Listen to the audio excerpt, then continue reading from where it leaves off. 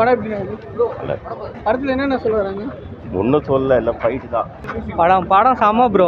எப்படி தரமான செய்திகளாக இருக்குமோ அந்த மாதிரி இருக்குது. படத்தில் உங்களுக்கு என்ன பிடிச்சிருந்துச்சு? எனக்கு என்ன பிடிக்கிறது, நார்மல் தான், எப்பவும் போல் எல்லா படத்துலையும் இருக்கிற மாதிரி தான் ஃபைட்டு சீக்வன்ஸு. ஸோ பிள்ளைங்க இதை பார்த்துட்டு பயங்கரமாக லேபிள் எடுக்குவாங்க. அவ்வளோதான், நல்லா சரக்கு ஓட்டுவாங்க, நல்லா கஞ்சா ஓட்டி லேபிள் வாங்குவாங்க. நம்ம இளைஞர்கள் எங்கே தான் வாழ்க்கையை தொலைக்கிறாங்கன்றத அற்புதமாக எடுத்து காமிச்சிருக்காரு இந்த டேரக்டரு. அழகாக நடித்து காமிச்சிருக்காரு நடிகர். சைலண்ட்ன்ற வார்த்தையை சத்தமாக தான் சொல்லணும் அப்படின்ட்டு சீமான் அண்ணன் சொல்லியிருக்கிறாரு. முள்ளால் தான் எடுக்க முடியுங்க. அதனால் இதை இப்படி சொன்னால் தான் கரெக்டாக இருக்கும்னு நினைக்கிறேன். ஹீரோ இன்னும் ஒரு 5-6 வருஷத்தில் எஸ்.ஜே. சூர்யாவாக பரிணமிப்பார். ஆக்டிங்கில் செம்ம லெவலில் பண்ணியிருக்காரு. பிரைட் ஃப்யூச்சர் இருக்குது. உரியடி விஜய் வந்து அவனோட ரசிகர்களை பிடிச்சிட்டாருன்னு நினைக்கிறேன். தேவைப்பட்டிருக்கு. ஒரு இளைஞனாக காமிக்கிறதுக்கு உடம்பை வருத்தி நடிக்கிறது ரொம்ப ஆரோக்கியமான விஷயம். எப்பவுமே தன்னை வருத்திக்கிட்டு செய்கிற முயற்சி, அதாவது உண்மையான உழைப்புக்கு பலன் இருக்குது. அந்த விதத்தில் உரியடி விஜய் ஜெயிச்சிட்டார். ஹீரோயின் இந்த படத்தில் ஊர்க்கா மாதிரி கூட தொட்டுக்க முடியல. ஊர்க்கா பாக்கெட்டை பிரிக்காத ஒரு ஊர்க்கா பாக்கெட்டாக இருக்கிறாங்க. அப்படி பார்த்துக்கலாம். ஆனால் இந்த கதைக்கும் ஹீரோயினுக்கும் சம்மந்தம் இல்லை. தேவைப்படுமேன்னு லைட்டாக வச்சுருக்காங்க. எந்த மாதிரி ஆடியன்ஸ்?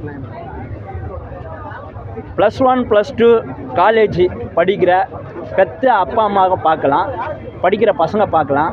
இதெல்லாம் முடிச்சுட்டு காலேஜ் முடித்த பசங்களும் பார்க்கலாம். ஒரு சோசியல் வெல்ஃபேர்லாம் பார்க்கலாம். ஒரு ஹியூமன் பீயும் பார்க்கலாம். சமுதாய தாக்கமான ஆளுங்க, அரசியல்வாதிகள், கட்சிகள் இவங்கெல்லாம் பார்த்தாங்கன்னா நம்ம பண்ணுறது தப்புன்றது புரியும். இளைஞர்கள்லாம் பார்த்தாங்கன்னா நம்ம எதை எடுத்துக்கணும், எதை கீழே போடணுன்றதை புரிஞ்சுப்பாங்க.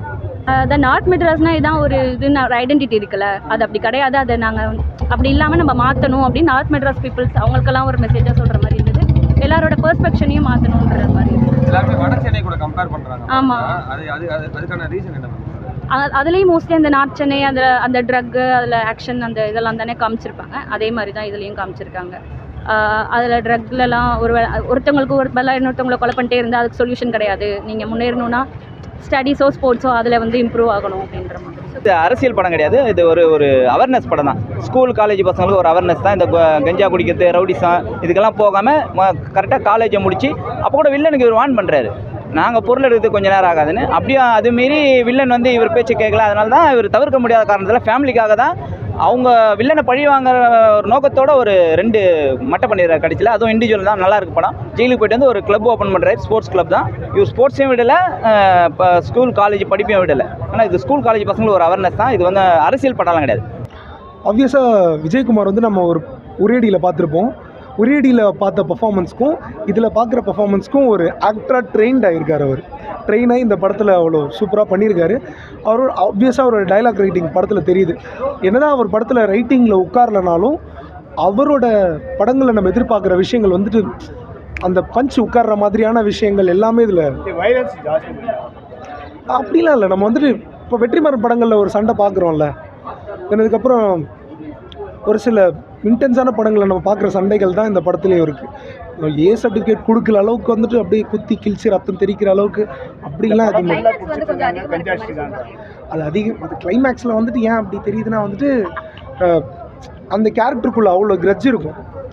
விட்டு வெளில வரணும்னு நினைக்கிறேன் எல்லாத்தையும் தாண்டி ஓட விட்டு அடிச்சுனே இருக்கிறப்போ அந்த கேரக்டரில் இருக்கிற கிரட்ஜ் வெளில வரும்போது ஆப்வியஸாக அந்த இடத்துல இருக்கிற எல்லாருக்குமே அந்த கிரட்ஜ் என்ன மைண்டில் வரும், அந்த இடத்துல ஒருத்தர் என்ன பண்ணுவானோ அதை வந்து கதையில் வந்துட்டு காமிச்சிருக்காங்க. அது கூட ரொம்ப டோட்டலாக குத்தி கிழிக்கிற மாதிரிலாம் இல்லை.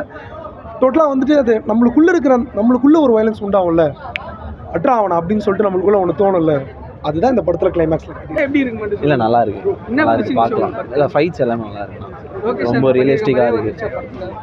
லைட்டாக அப்படி தான் இருந்தது. உங்களுக்கு எந்த சீன் உங்களுக்கு ரொம்ப பிடிச்சிருந்துச்சு?